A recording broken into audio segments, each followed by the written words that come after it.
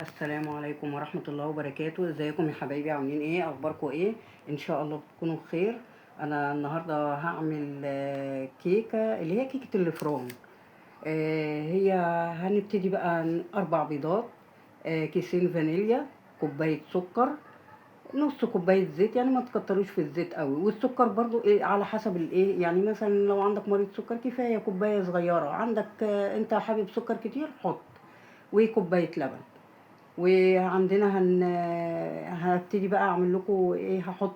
دلوقتي هحط البيض والفانيليا والسكر مع بعض وهرجع لكم تاني.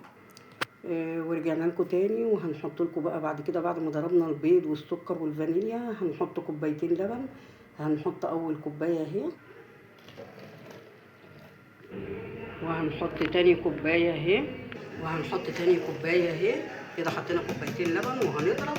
وبعد كده نبقى بعد ما نضرب نرجع نحط بقى نص كوبايه زيت، وهنحط نص كوبايه زيت وهنضربهم في بعض. وبعد كده هقول لكم نعمل ايه.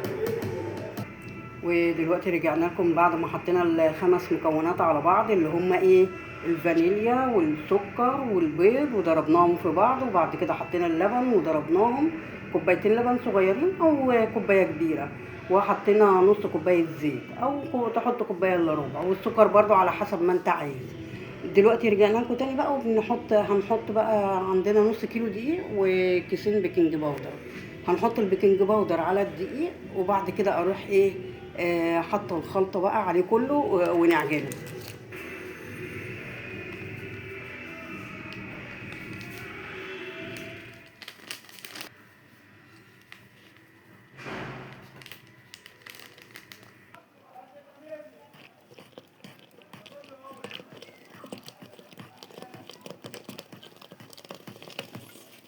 واحنا دلوقتي ضربنا الدقيق في الخلطه وكله، والبيكنج باودر وكله، والخلطه بقت سايله اهي. بصوا بالمضرب اهي، هتبقى سايله، لازم تكون سايله. سايله يبقى هي بقت كويسه. لقيتوها مش سايله حط لها شويه لبن صغيرين، صغيرين خالص، يعني لو لقيتوها مش سايله.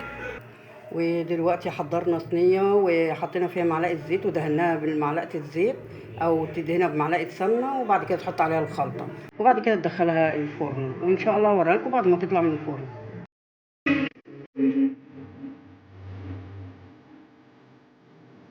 حصريا على موقع فيديو.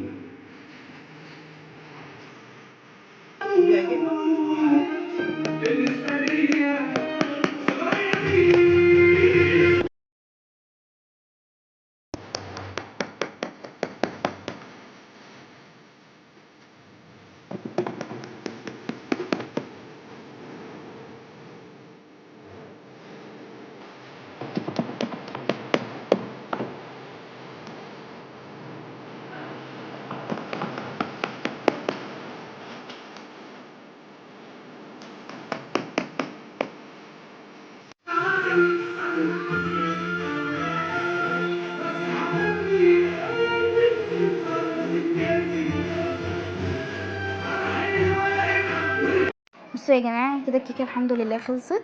انا حطيت عليها شويه صوص شوكولاته كده من فوق زي ما وريتكم.